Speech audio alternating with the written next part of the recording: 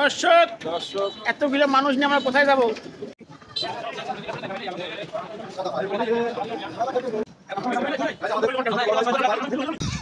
কি দর্শক,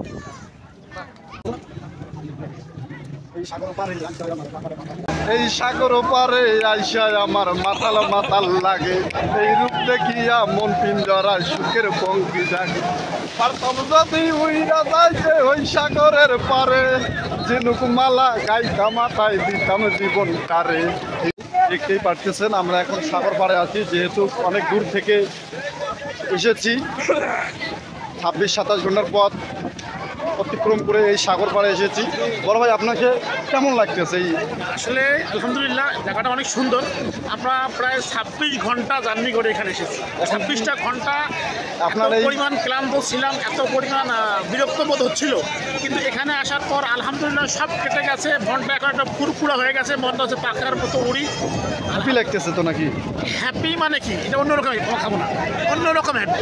যাই হোক, তাহলে আপনার সবচেয়ে বড় কথা, যারা আসেন নাই, যারা আমাদের সাথে আসতে চেয়েও আসতে পারেন নাই, তাদের উদ্দেশ্যে বলতে চাই, অবশ্যই আগামীতে এত সুন্দর জায়গা মিস করবেন না।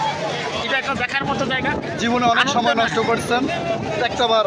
আর টাকা পয়সা তো আজ আছে, কাল থাকবে না, এটা স্বাভাবিক, কিন্তু জীবনের সময়, আনন্দ করার সময় আপনি কখনো নাও পাইতে পারেন। তাই আগামীতে অবশ্যই আসার চেষ্টা করবেন।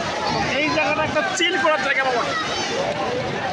বড় ভাই, আপনার অনুভূতি কেমন? বন্ধুরা,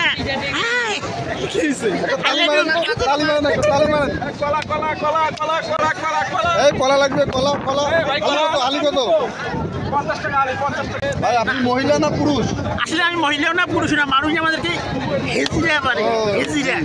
আমরা সব অ্যাঙ্গেল দিয়ে যাই। ম্যাডাম, আপনি কি হাজবেন্ড সহ আসছেন না একা আসছেন?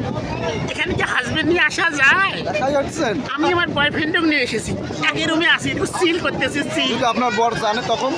ওনাকে বলেছি আমি বান্ধবীর বাড়ি বেড়াইতে যাচ্ছি, ওটা সমস্যা না। আমাদের আবার ওই মাইন্ডটা নাই তো, একটু চাপাচাপি হইলেও চলে।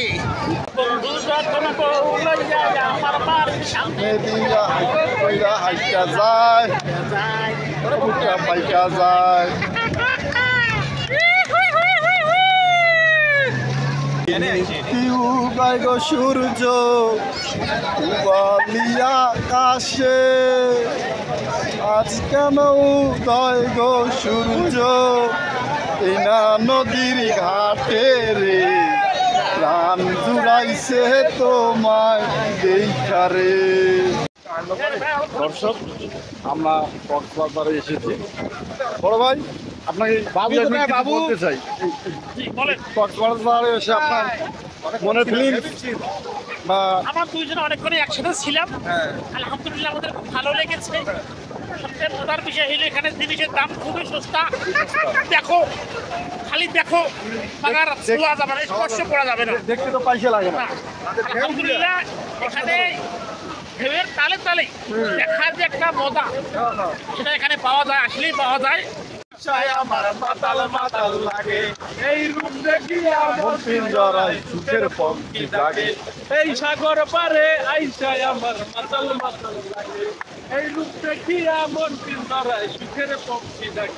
ওরে নীল দরিয়া ছাড়িয়া, কক্সবাজারে আসার অনুভূতি তো সর্বদাই ভালো লাগে। সেই সাথে আমরা যে 26 ঘন্টা জার্নি করে এসেছি, আসার পরেই দেখা যায় আমরা যখন কক্সবাজার সমুদ্র সৈকতে নামলাম, নামার সঙ্গে সঙ্গে মনে হয় যে 26 ঘন্টা আমরা জার্নি করছি, এটা আমাদের কাছে কিছুই না। মানে এই আনন্দের সাথে ওই জার্নিটা কোনো কিছুই না। হ্যাঁ, এখানে দেখা যাচ্ছে আমাদের যে এদিকে দেখা, আমি দেখাই, সেটা হচ্ছে সাগর পাড়ের যে দৃশ্যগুলা চোখ জুড়িয়ে যায়। আর সমুদ্র এমন একটা জিনিস যেটা একবার কেন, হাজারবারও যদি আমরা আসি, তারপরও এই ভালো লাগাটাই কাজ করছে। এখানে যে মন খারাপ নিয়ে আসা বা যে বিনোদনের জন্য আমরা আসছি, আলহামদুলিল্লাহ এটাতেই আমরা সফল।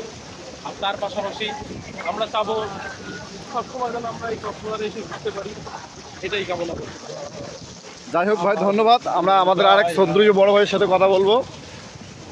ভাই, আপনার অনুভূতি কেমন ভাই? আমার অনুভূতি খুব সুন্দর, অসাধারণ।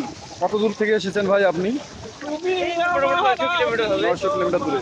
এখন কি ক্লান্ত বোধ আছে?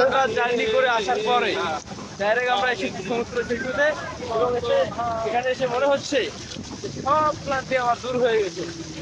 এই সাগর পরে আইসা আমার এখন মাতাল মাতাল লাগছে, অন্যরকম অনুভূতি ও নন বাটালিয়ান। আমাদের সাজু ভাই, ভাই আপনার অনুভূতি কেমন ভাই? প্লিজ ভাই আপনার অনুমতিটা যদি একটু বলতেন। ভাই এটা অনুভূতি তো কিছু নেই, এখন সিলি আছে বাদি পরে এত যা